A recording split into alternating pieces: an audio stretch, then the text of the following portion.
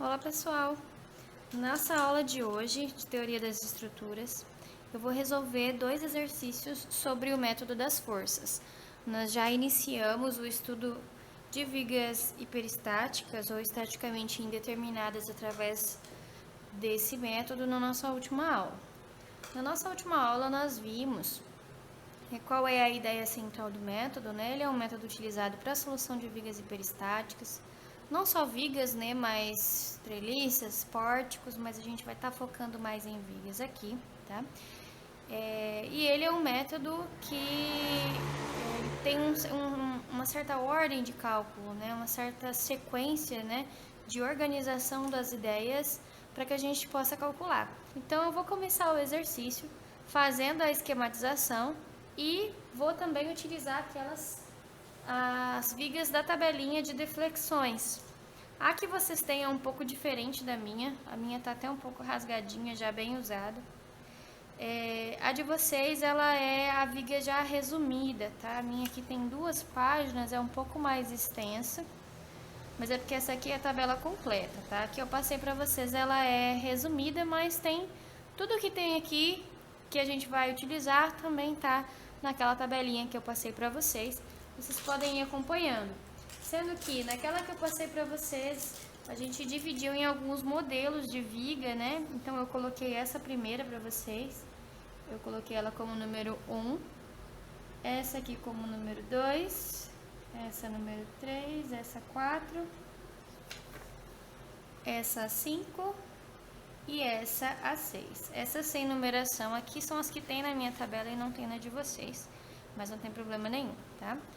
E na tabela de vocês, nas nossas últimas aulas, eu também falei que a gente vai utilizar somente a última coluna de fórmulas para a determinação dos deslocamentos. Bom, então vamos iniciar. Os dois exemplos que eu vou resolver com vocês pedem para calcular as reações de apoio das vigas a seguir, são 2 vigas hiperestáticas, e a gente vai considerar módulo de elasticidade e inércia com valor constante. Eu não passei para vocês o valor do módulo inércia, porque vocês vão perceber que no decorrer do cálculo, esse módulo e essa inércia, eles vão acabar sumindo da conta, tá? A gente vai conseguir cortar esses EI que ficam no cálculo. Então, eu vou começar esquematizando o método, dividindo em sistema principal e sistema secundário. Para isso, eu preciso saber qual é o grau de hiperestaticidade ou grau de indeterminação desse problema, para ver qual ou quais reações de apoio que eu vou precisar retirar. Então, pessoal, para esse problema em questão, o grau de hiperestaticidade, né, vai ser sempre o número de reações menos o número de equações, mas o número de reações de apoio que a gente tem aqui nesse problema são 4. Porque no engaste nós temos 3 reações de apoio, então reação AY, AX, e também a gente pode ter uma reação de momento, MA, aqui nesse engaste, e em B a gente vai ter uma reação de apoio BY. Então, meu grau de indeterminação vai ser igual ao número de reações, então aqui a gente tem 4, menos o número de equações, a gente trabalha com sistema plano, então 3 equações de equilíbrio. Então, realizando esse cálculo, a gente chega em G igual a 1. Isso significa que eu preciso escolher uma reação de apoio para retirar e continuar fazendo a solução desse problema. Poderia retirar qualquer uma das 4 reações, porém, fica sempre mais fácil eu escolher retirar uma das reações, de forma que a viga que sobre seja compatível com os modelos da tabela, ou seja, que sobre uma viga engastada livre ou uma viga biapoiada.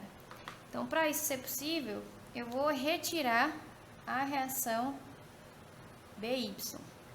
No momento em que eu retiro a reação BY, é como se eu estivesse retirando esse apoio do meu problema, porque o apoio B só tem a reação BY, né? Então, aí eu posso fazer a montagem de um sistema principal e um sistema secundário. O sistema principal, ele mantém a mesma condição de apoio da viga real, então se ela é engastada em A eu mantenho. Eu só vou retirar a reação que eu escolhi. No caso, se eu escolhi retirar BY, eu não represento aqui o apoio em B. E no sistema principal, a gente insere o carregamento. Então, se na viga real eu tenho uma carga de 50 kN, aqui no sistema principal eu tenho também uma carga de 50. E posiciono aqui as distâncias. Então, 6 metros para cada lado. Vou chamar esse apoio aqui de A. E aqui eu tenho o ponto B, né? Onde eu tinha um apoio, agora eu não tenho mais. Eu preciso somar esse sistema principal com um sistema secundário. E nós vimos que o sistema secundário, ele vai corresponder ao mesmo modelo de viga do sistema principal, porém eu não incluo o carregamento. Então, se aqui eu tenho uma carga de 50, no meu sistema secundário eu não vou colocar essa carga de 50. A única carga que atua no sistema secundário é uma carga unitária no lugar da reação que a gente resolveu retirar. Então, se eu retirei BY aqui no ponto B, eu vou incluir uma carga unitária aqui no meu ponto B. Somente isso. Então, a minha viga está aqui, né, com comprimento total de 12 metros. E agora aqui no meio não tem mais nada. E aí a gente precisa analisar como é que fica a distribuição de deslocamento nessas estruturas. Uma viga como essa, engastada em A e apoiada em B com uma carga de 50 para baixo, ia tender, né, a se deformar para baixo. Porém, aqui onde tem o apoio B, o apoio está segurando para não descer. Então, o deslocamento delta aqui no ponto B é igual a zero. Já na nossa viga aqui do sistema principal, eu não tenho esse apoio aqui para segurar. Então, a minha viga ela está livre para se deslocar todinha para baixo. Então, aqui no ponto B, que é o nosso ponto de análise, eu vou ter um deslocamento ΔB que tem um certo valor, né? A gente vai precisar calcular qual é o valor desse deslocamento. E na viga do sistema secundário, também se a carga unitária empurra para cima, ela vai tender a se deslocar para cima. Um deslocamento F no ponto B, devido à carga unitária que também está em B. Então, se eu for fazer a somatória, né? Aplicar o princípio do método, a minha viga real, ela tem que ter o deslocamento em B compatível com a somatória do sistema principal e o secundário, por isso esse mais aqui. Ou seja, deslocamento no real é zero, que é igual ao deslocamento do sistema principal ΔB mais o deslocamento do sistema secundário. Porém, para que essa reação seja verdadeira, eu preciso multiplicar FBB por BY, que é a reação que eu escolhi retirar. Então, para poder resolver essa equação, eu vou precisar usar a minha tabelinha para encontrar os deslocamentos ΔB e FBB. Vamos começar com ΔB. Eu preciso procurar na minha tabela uma viga que seja engastada de um lado, livre do outro lado, com uma carga concentrada que não esteja na ponta. Por quê? A primeira opção de viga, ela tem carga na ponta, né? Mas a minha carga, ela tá no meio. Então, vai ser compatível com a última opção. Aqui na minha última opção, eu preciso retirar os dados do meu problema para poder aplicar na fórmula, né? Então, vamos começar com o cálculo de ΔB.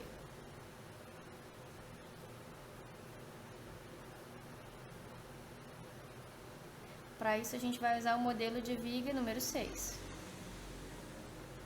Né? Então, a numeração está aqui do lado e na tabela de vocês também está do lado. Então, se a gente reparar aqui na nossa tabelinha, a minha equação, né, as equações aqui para cálculo do deslocamento ficam em função de x, p, a, b e l. Então, olhando aqui para o desenho da minha viga, eu vou ter que P é o valor da carga, então a minha carga aqui ela é uma carga de 50.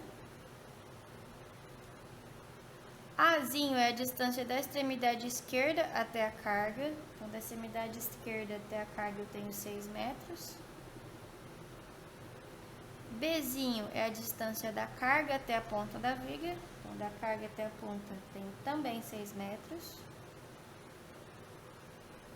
L é o comprimento total da viga, então no nosso caso aqui o comprimento total é 12. e x vai ser sempre a distância da extremidade esquerda da viga até o ponto onde eu quero calcular o deslocamento. Eu quero calcular o deslocamento ΔB, ou seja, esse deslocamento que ocorre aqui na ponta. Então, a distância x da extremidade esquerda até o ponto B também é 12 metros. A partir daí, eu tenho que analisar qual das equações eu vou utilizar, porque o modelo de viga 6 possibilita duas equações. A primeira é para quando x está entre 0 e A, e a segunda para quando x está entre A e L. X é 12. Então, x está entre 0 e 6? Não, né? 12 não está entre 0 e 6. Mas x está entre 6 e 12, que é o L, né? Sim, porque x é igual a L. Então, 12 está entre 6 e 12. Significa, então, que meu x está no intervalo de A a L, né? Ou seja, 6 é menor ou igual a 12, que é menor ou igual, então igual, né, a L, que é 12. Então, tá dentro desse intervalo. Eu vou usar a segunda equação. Então, ΔB vai ser calculado com a equação menos PA ao quadrado por 6EI, que multiplica 3x menos A. Então, essa é a equaçãozinha aqui da tabela. Vamos substituir os dados aqui. Menos P é o valor da carga, 50, vezes A, que é 6 ao quadrado, dividido por 6EI, que multiplica 3 vezes x, ou seja, 3 vezes 12, menos A, que é 6.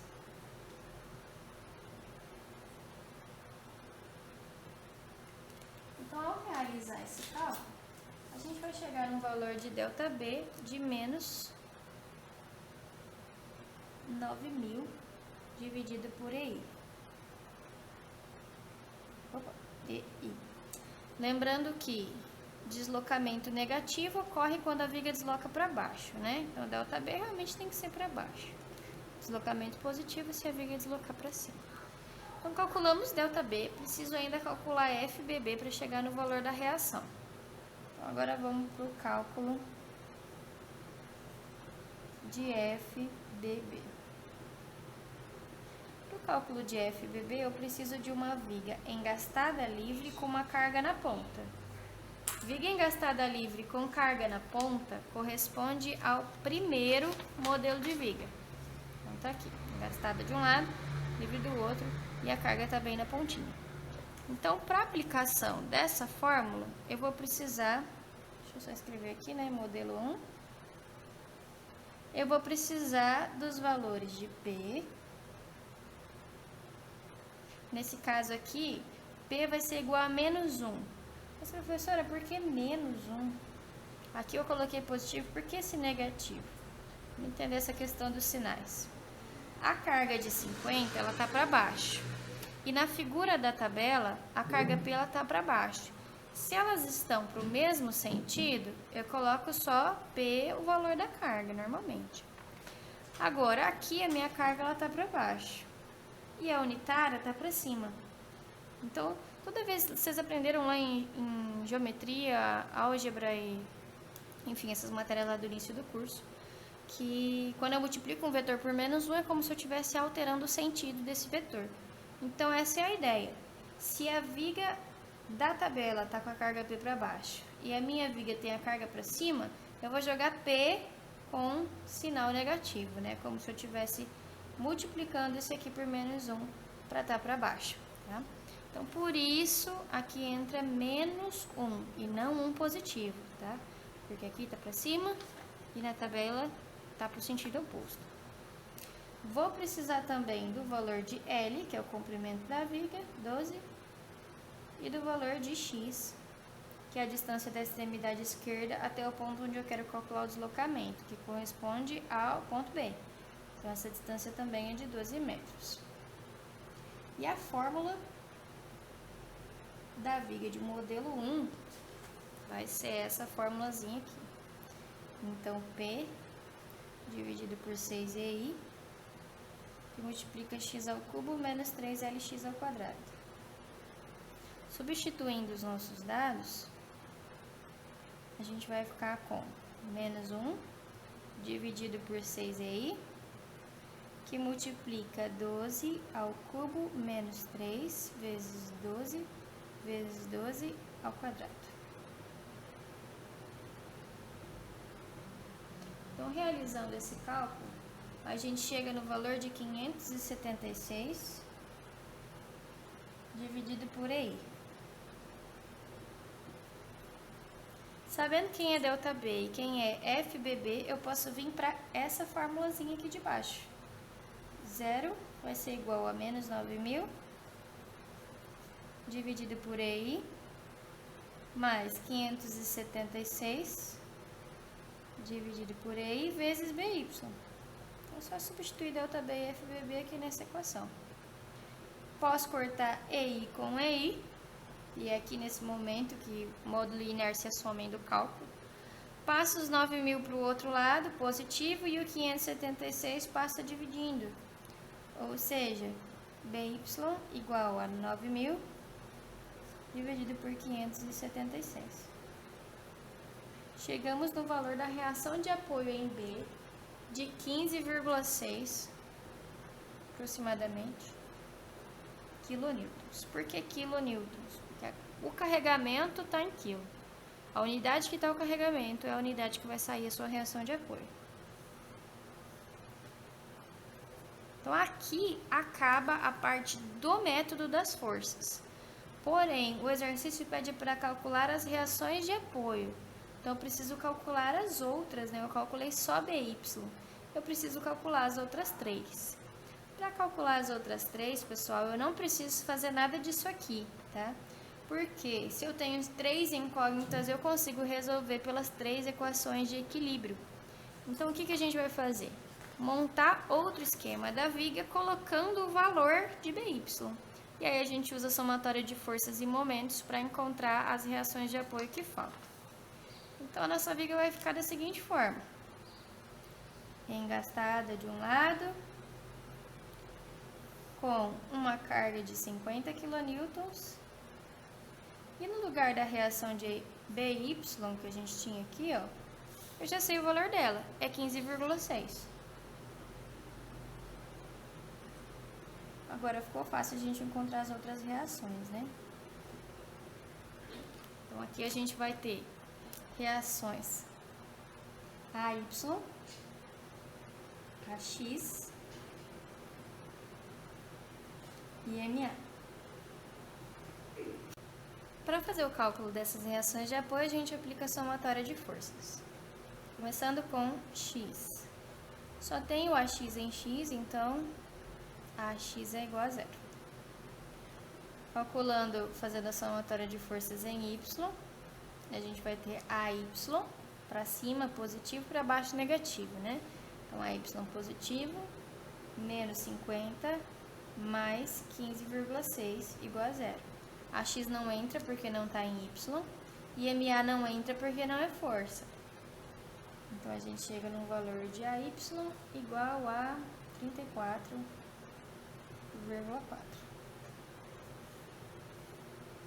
E para achar a reação de momento no engaste, a gente pode fazer a somatória de momentos no ponto A igual a 0. Então, o momento MA, eu posicionei ele no sentido anti-horário. Lembrando que momento é força vezes distância, se girar no sentido anti-horário é positivo, se girar no sentido horário é negativo.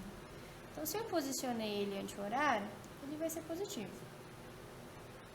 A X e a Y não provocam o momento no ponto A porque não tem distância em relação ao ponto A.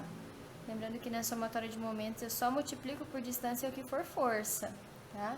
MA já é momento, então por isso eu não preciso multiplicar por distância. Mas a X e a Y são forças, e se eu estou calculando os momentos em A distância delas até A é 0, por isso elas não entram na somatória de momentos. A carga de 50 provoca um momento no sentido horário, então menos 50, vezes a distância dela até o ponto A, que é 6 metros, E a reação de 15,6 em relação ao ponto A tende a girar no sentido anti-horário. Então, positivo, vezes a distância, que é 12. Tudo isso igual a zero. Então, a gente chega num valor de MA de 112 kN vezes metro. É isso aí. Finalizamos o nosso primeiro exemplo.